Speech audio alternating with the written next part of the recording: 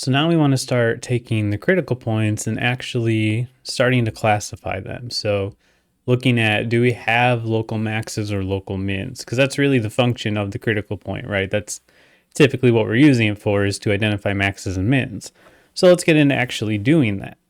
So first, we're going to need a clear definition of what a local maximum or minimum is with a variable of two functions. Okay. So we'll start with the definition here. So let z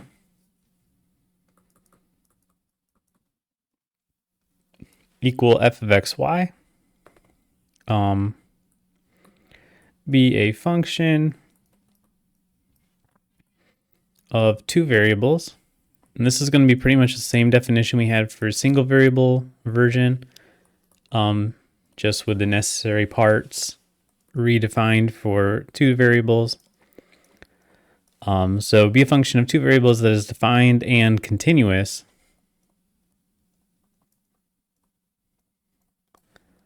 on an open set containing x0, y0,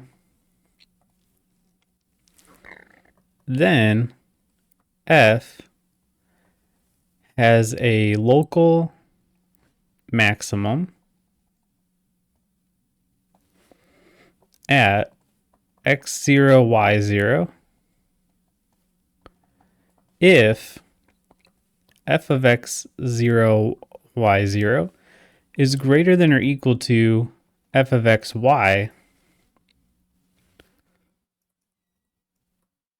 for all points xy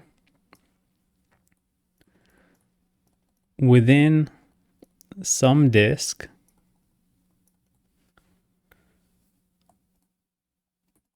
centered at x0, y0. So basically, same definition we had for the single variable version, except for we basically are replacing an interval with a disk. Okay, so just like we saw with, I think, the limits. So then, in this case, f of x0, y0 is called a local maximum value. Okay.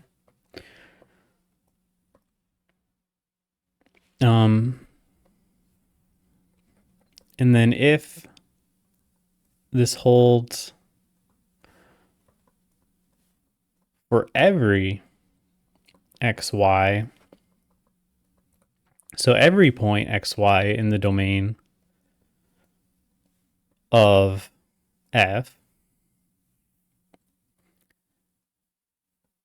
then f has a global maximum, okay, or absolute maximum.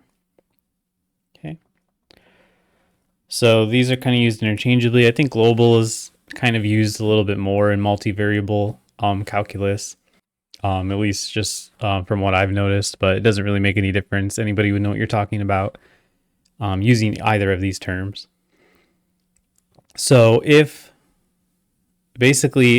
you can take what we call a disk centered around x0, y sub 0, so that's what I was talking about, like a little neighborhood around that point. So just kind of draw a circle around that point. If you can draw a circle around that point and it's greater than every other point, then you would have a local maximum. So it's the greatest point within its vicinity, basically. And this can be a lot harder to tell in multivariable calculus. One, because the graphs aren't as readily accessible, right? With single variable calculus, we can just whip up a graph real quick and look visually. Not as easy to do here. And two, even if you do have the graph, it's still just kind of harder to tell, like, just kind of harder to orient yourself on the graphs, right? And tell what's larger than what. So we really are going to want to kind of trust the math here more than the visuals. So if I won't write out the minimum definition because everything will be the same. You're just going to replace the greater than or equal to sign with less than or equal to sign, right? So nothing else would change.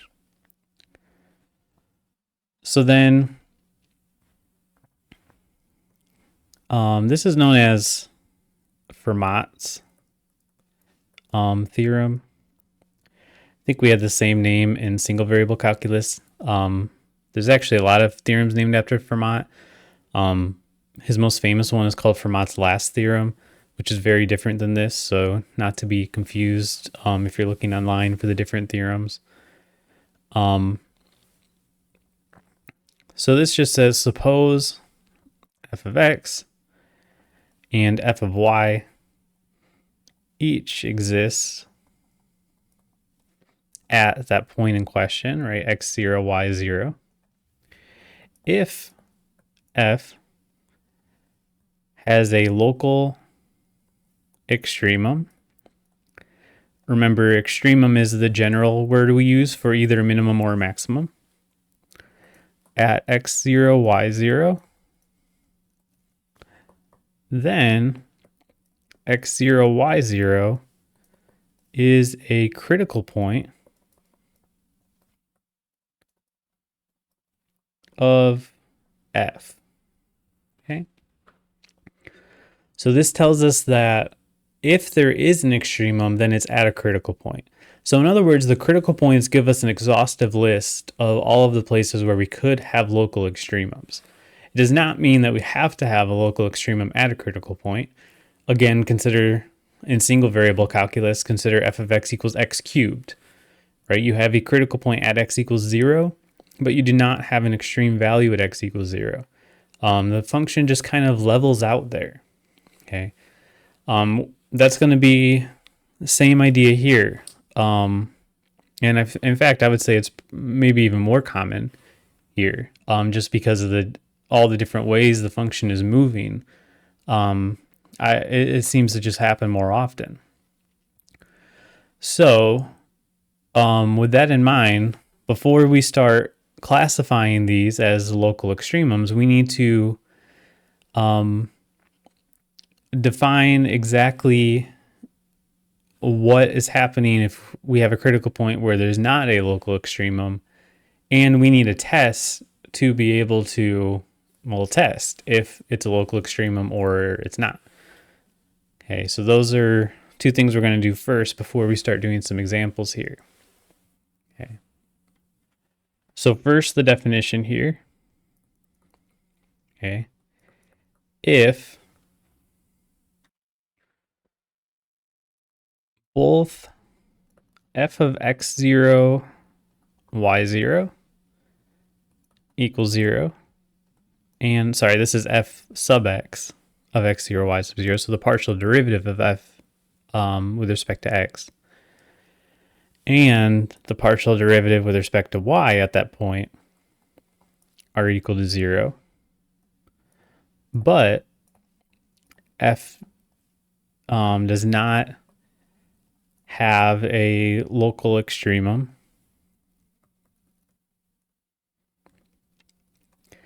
at x0, y sub 0. We call this point a saddle point. Okay.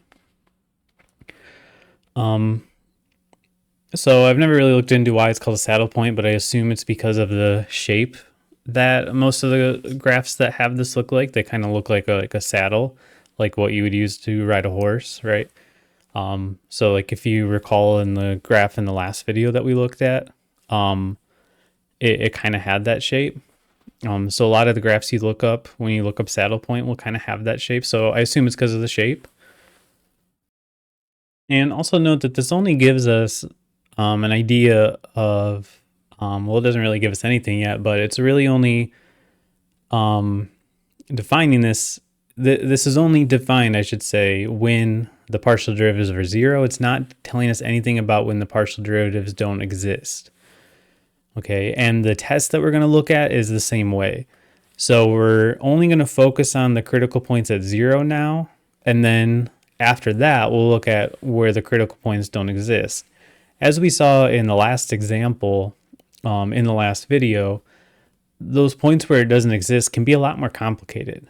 Like in that case, it ended up on the boundary, right? So basically we're just going to look at the easier part first, and then we'll look at those parts later. So let's go ahead and define the test then. So we'll define the test here, and then I'll do a separate video just going through a bunch of examples,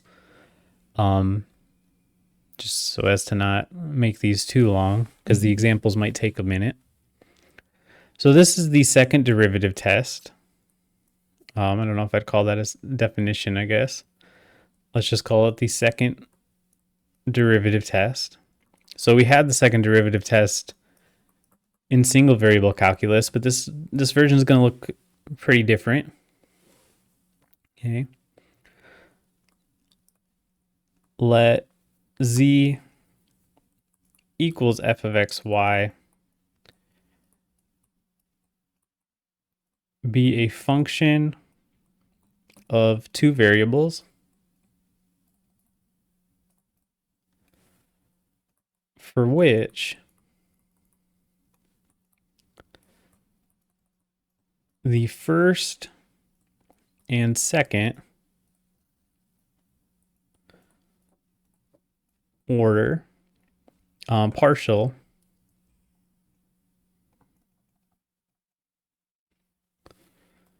derivatives are continuous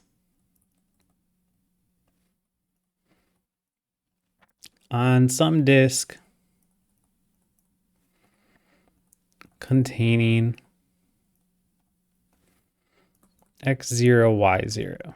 Okay, so same setup that we had before, basically, except we need both first and second order derivatives. And then we're going to suppose that f sub x of x0, y0 equals 0, which is equal to f sub y of x0, y0. So both partial derivatives at that point are 0. Then we're going to define this quantity, d. So this is an important quantity. Let me indent it here. So d equals fxx of x0, y0. Okay. So second partial derivative, both with respect to x, times fyy x0, y0. Okay. Minus fxy x0, y0 squared. Okay. So we have the product of the two partial derivatives, the two non-mixed partial derivatives at that point. And then we're subtracting the mixed partial derivative at that point squared. Okay. And we're told one of the assumptions is that the second order partial derivatives are continuous. So this is going to imply that the mixed partial derivatives are the same thing. You can imagine if they are not continuous, this would be like fxy times fyx, right? Kind of thing. So, so this quantity here is known as the discriminant. We've heard that term before a little bit. There's a part in the quadratic formula that's also called the discriminant. And I could be wrong, but I believe this usage of the word discriminant actually comes from, sometimes the words discriminant and determinant are used interchangeably when referring to a matrix. And if you have a matrix of partial derivatives, which is a very common quantity called the Jacobian, this is the determinant of that matrix. Okay, so that's why we call this the discriminant. Okay. So anyway, we've defined this quantity. So now what do we do with this quantity? Now there's going to be 4 cases here. Okay, so one, if d is greater than 0 and fxx at that point is greater than 0, then f has a local minimum at x0, y0. Okay. So this is kind of analogous to the second derivative test in one variable, where if the second derivative was positive, we would have a local minimum. Okay. If d is greater than 0 and fxx of x0, y0 is less than 0, then f has a local maximum. Okay, again, analogous to the second derivative test for single variable calculus. So basically, if d is positive, then we either have a local max or a min, and the sign of f, the second derivative with respect to x, both times determines whether it's the min or the max. If d is less than 0, then that's when we have a saddle point.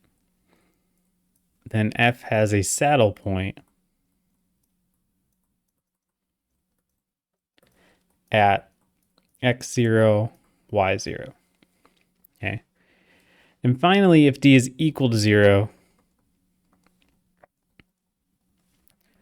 then the test is inconclusive. Okay. So essentially, just to summarize, if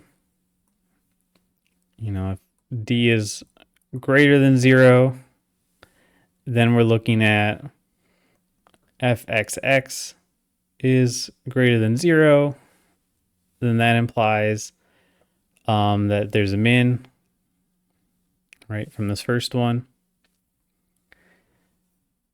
Fxx less than 0, then that implies that there's a max. And then d is less than 0, that implies that there's a saddle point. And then equal to 0 implies nothing. So just like, this happens a lot with tests. Like when we did the ratio test for infinite series in Math Tools 2, if the ratio is equal to 1, then it's inconclusive, right? So same kind of idea here. We wouldn't be able to tell either way. So we'll go through a few examples of this in the next video here.